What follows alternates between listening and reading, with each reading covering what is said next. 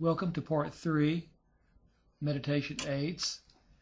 In this section we'll learn to use water to refreshen the body in something called the half bath. We'll learn how to open the right nostril for breathing and meditation. We'll learn how to place the tongue in meditation for better concentration. And finally we'll talk about sitting with posture. I began this section with a few short videos of my granddaughter, so if you can bear through that, then you can learn the aids to meditation. Okay, Maya, what did you learn in yoga class? I learned the tree pose. Yeah. And the butterfly pose. Yeah. So your mother took you to a class? No, I have a movie about it. Oh, you do?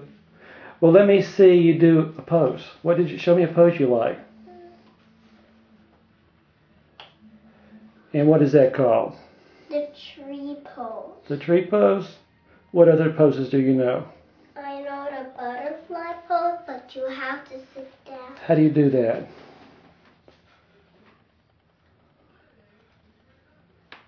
Like a butterfly? Great. What else? I forgot. Yeah, I forgot mine too. So what do you think that you learned from your yoga teacher? I learned Oh yeah? That's about what I learned too. The Om.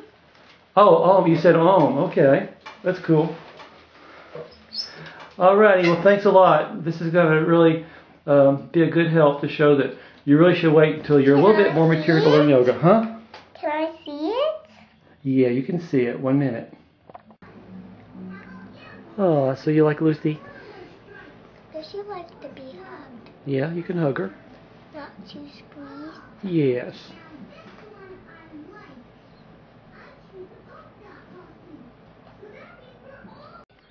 Well, thank you so much, Maya, for helping me make that little video on yoga. Thank you. You're welcome. So what are you eating? A cucumber. A cucumber. Are you a vegetarian or something? I'm a vegetable girl. A vegetable girl? Well, you look like you're pretty healthy and pretty smart.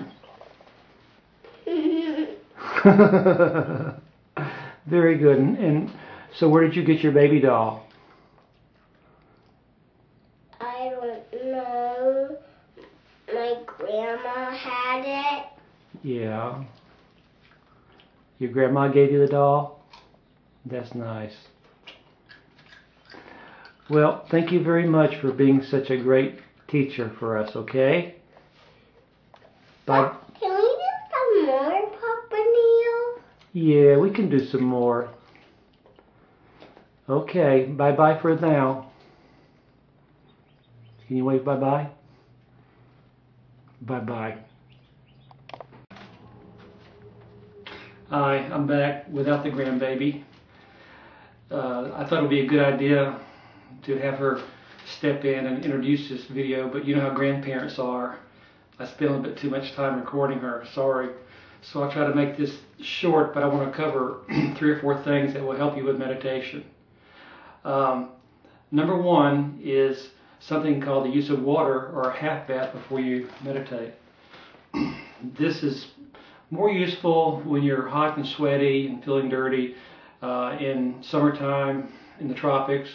In wintertime, in northern climatic situations, it's not as important, but it's always good if you can at least wash your face before you meditate. Now, the full way that you do a half bath, and I will demonstrate this in a bathtub maybe on the next video, is you turn on the water in the bathtub and you actually wash from your knees down to your feet on both your legs, and you wash down your arms from your elbows to your hands. And then you cup your hands with water flowing in it and splash the water into your face with your eyes open 12 times. 12.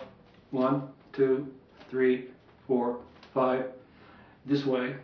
And then after you do that, you want to clean out your nostrils. So you'll cup your hands and get some water and suck it up your nostrils and then blow it out through your nose and mouth, if it comes out that way too, because you want to totally clean your nasal tract.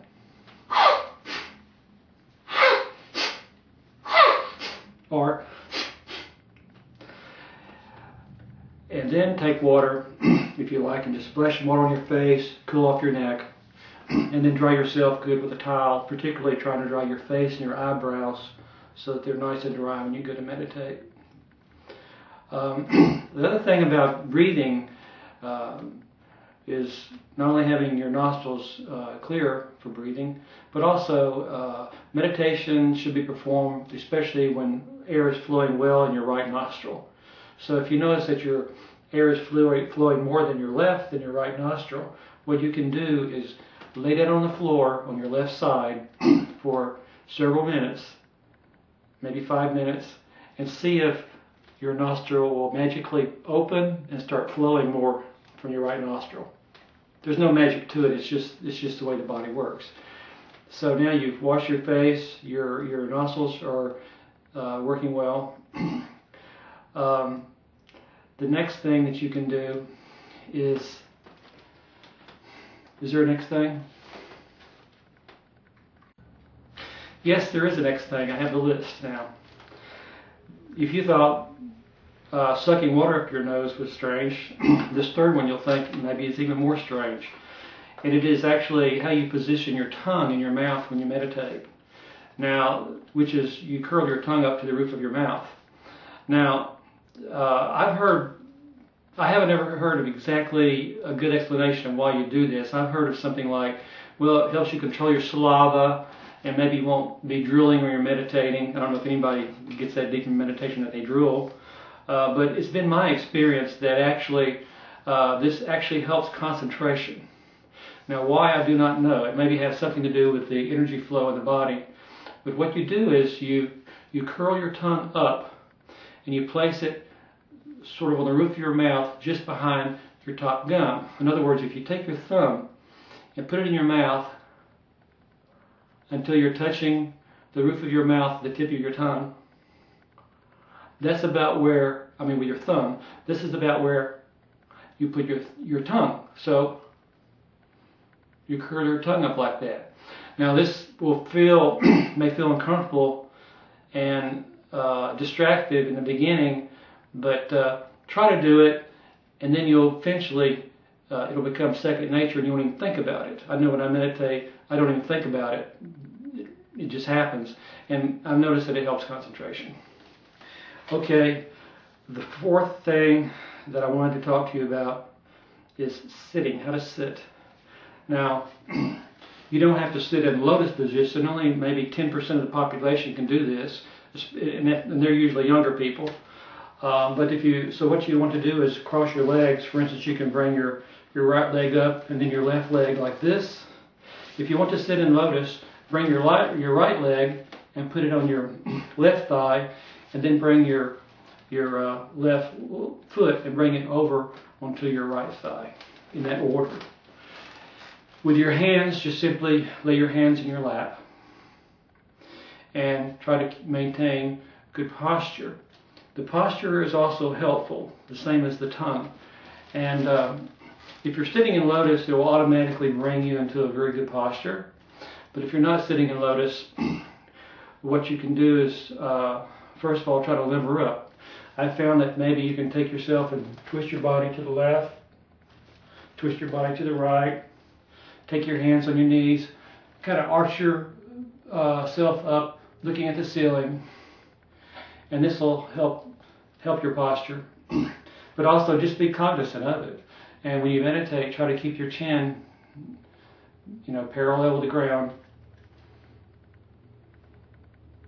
and let that be your posture for meditation. And as I said, when you're meditating, just follow your breath in and out, and your breathing will be slow. There's something called diaphragmatic breathing, which I don't think is that necessary to be so conscious about that or even trying to do it. But try to breathe in deeply.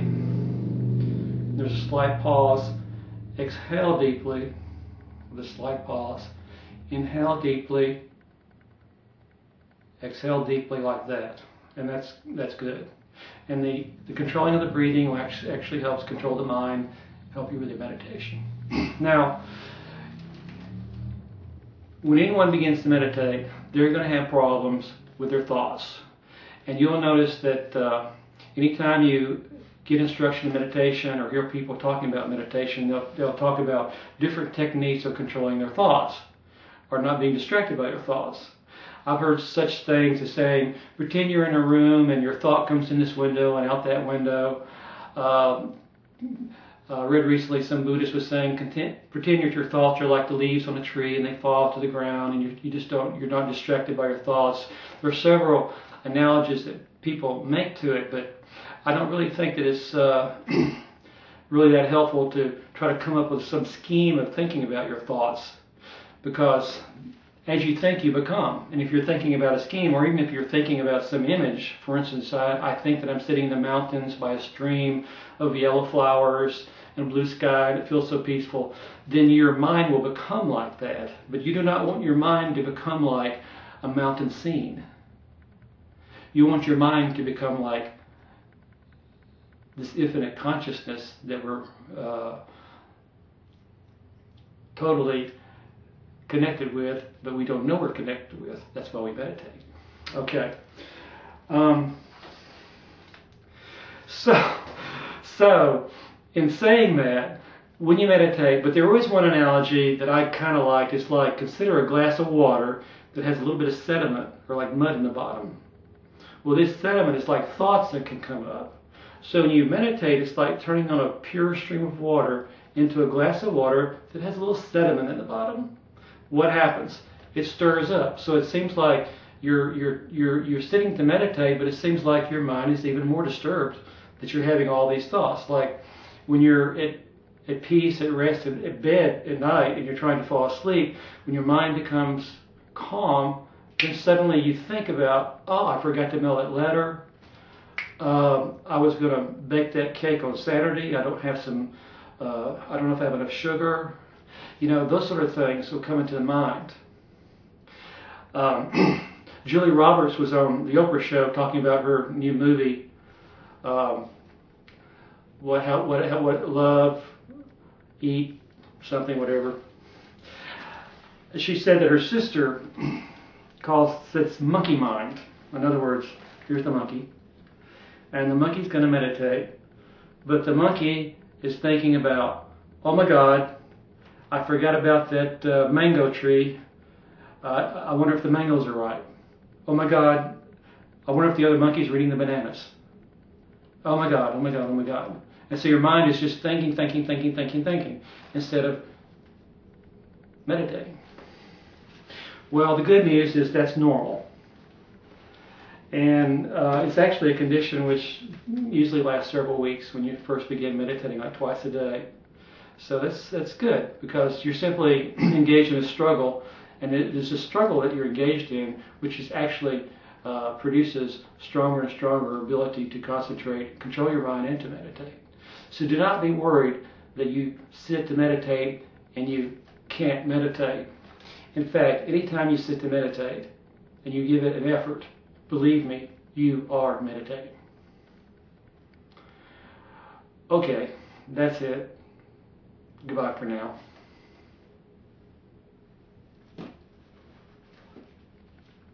Goodbye for now.